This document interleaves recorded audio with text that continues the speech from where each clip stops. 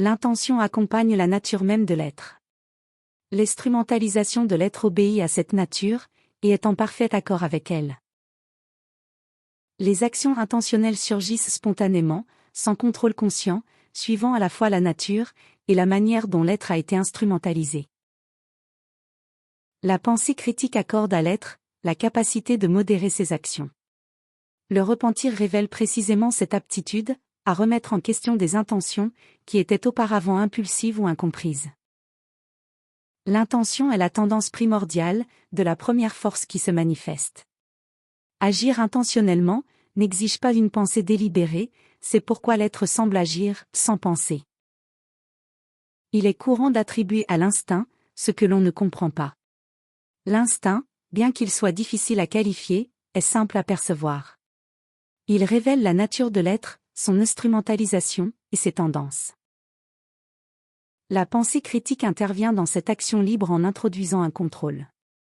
Le résultat de cette interaction est interprété comme le libre arbitre, concept qui rassure et offre une explication acceptable aux actions aussi bien réfléchies qu'impulsives. Peu de personnes comprennent les mouvements de rapprochement et d'éloignement entre les êtres, tout comme peu comprennent la classification morale en bonne ou mauvaise nature.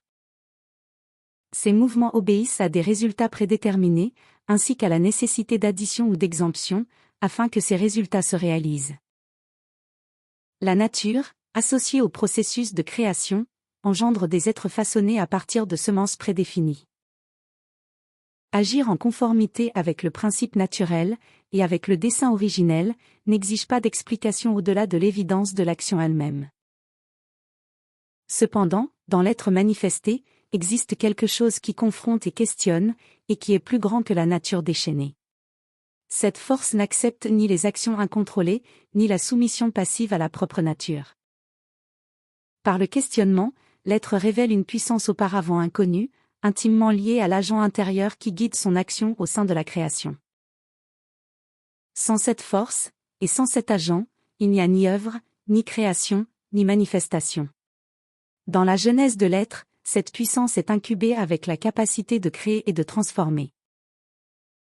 Sur la nature originelle, une nouvelle nature est imposée, cependant, celle-ci ne survivrait pas sans la force qui la soutient.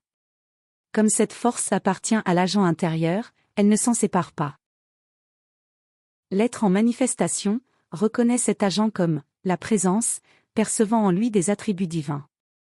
La grande confrontation consiste à accepter et à se soumettre au projet préfabriqué, ou à s'élever et à retrouver son autonomie.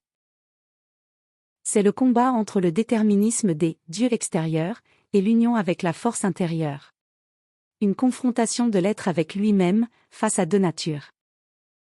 C'est pourquoi le mage, dans son laboratoire, commence en priant.